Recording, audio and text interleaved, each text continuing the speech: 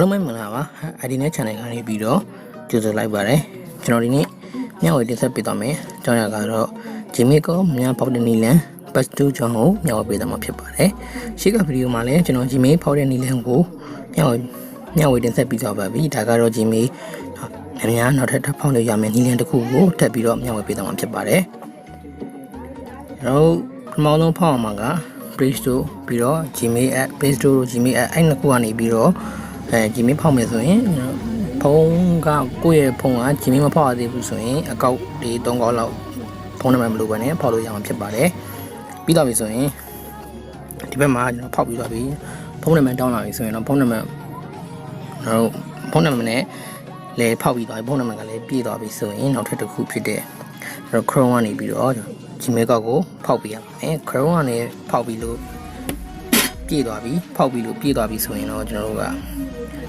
Redmi ဖုန်းတွေမှာနောက်ထပ်ဖောက်စရာနည်းလမ်းတစ်ခုရှိပါသေးတယ်တခြားသောဖုန်းတွေမှာလည်းဆက်ဖောက်လို့ရပါသေးအဲ့နည်းလမ်းကိုကျွန်တော်ပြပြပေးပါမယ်ဒီဗီဒီယိုလေးကိုမကြော်ဘဲနဲ့ကြည့်ပေးပါဒါမှကျွန်တော်တို့ကနားလည်မှာဖြစ်ပါတယ်ကြော်ပြီးတော့ကြည့်လိုက်မယ်ဆိုရင်တော့နားလည်မှာမဟုတ်ပါဘူးကျွန်တော် Redmi ဖုန်းတွေမှာဆိုရင်တော့ second speed ပါတယ် second speed ထားပြီးတော့ setting ထဲမှာ second speed ဆိုပြီးတော့ရိုက်ချက်ပြီးတော့ကျွန်တော် second speed ဖောက်ပြီးတော့ second speed မှာလည်း Gmail ကောက်ထပ်ဖောက်လို့ရတယ် Gmail ကောက်ဆိုရင်ဒီမှာ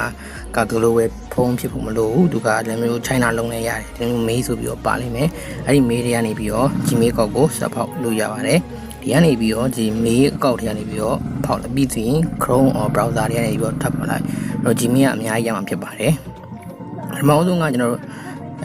first page မှာကျွန်တော်Redmi ဖုန်းမဟုတ်တဲ့ဖုန်းတွေကတော့မပြောပါဘူး Redmi ဖုန်းဆိုရင်တော့ first page မှာကျွန်တော်က Play Store နဲ့ Gmail တွေကနေပြီးတော့အရင်ဆုံးဖောက်ပြီးသွားပြီဆိုရင်အဲ့ထက်က limit ပြည့်သွားပြီဆိုရင်နောက်ထပ် Chrome ကနေဖောက်ပြီးသွားပြီဆိုရင်ကျွန်တော်တို့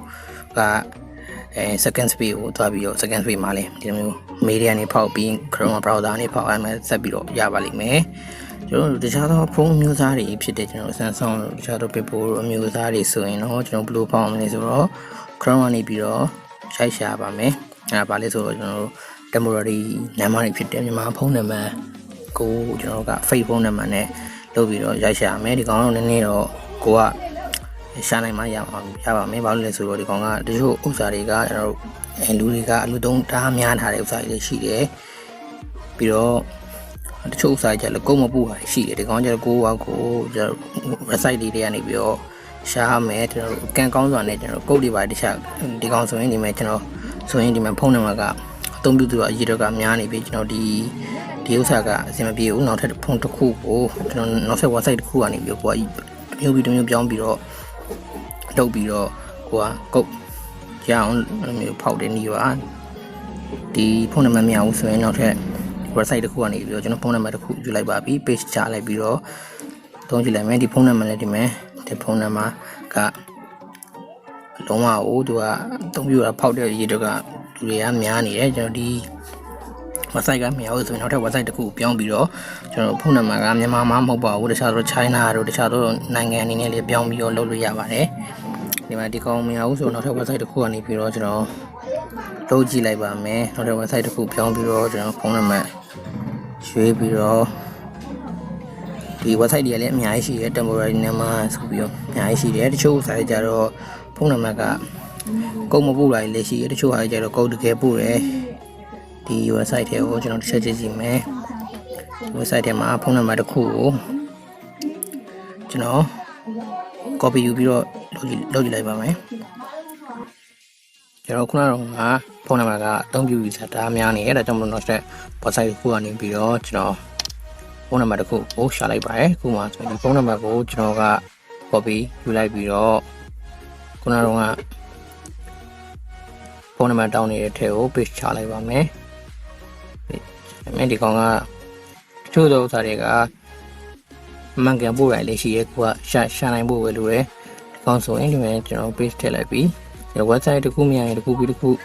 ပြောင်းပြီးတော့သုံးကြည့်ပါဒီမှာလည်းများနေသေးတယ်ကျွန်တော်ဖုန်းနံပါတ်ကမှားတာအခုဆိုရင်ကျွန်တော် Gmail ကိုဒီမှာဒါပြီးခုနကတော့website ထဲမှာ update message ဆိုပြီးတော့ကျွန်တော်တစ်ချက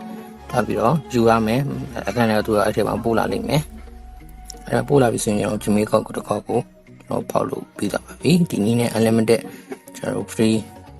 ဖောက်လို့ရအောင်ဖြစ်ပါတယ် Gmail ကောက်လေးနောက်ထပ်နည်းလမ်းတစ်ခုလည်းရှိပါသေးတယ်ဒါက ဒီမှာကျွန်တော်တခြားတော့ဖုန်းလေးဖောက်လို့ရအောင်လို့ဒါပြပြချင်းဖြစ်ပါတယ်ဒီကောင်တော့နည်းနည်းတော့ကျွန်တော်တို့ကမျက်စိအညောင်းခံပြီးတော့ရှာပေးရမယ်အဲ့တခုမကောင်းပါဘူးနောက်ထပ်နည်းလမ်းကကျတော့ကျွန်တော်တို့နောက်ထပ်နည်းလမ်းလေးရှိပါသေးတယ်ကျွန်တော်နောက်ထပ်ဗီဒီယိုမှာကျွန်တော်မျှဝေပေးသွားပါမယ်ဒီဗီဒီယိုကတော့ဒီလောက်နဲ့ပဲကျွန်တော်နှုတ်ဆက်လိုက်ပါတယ်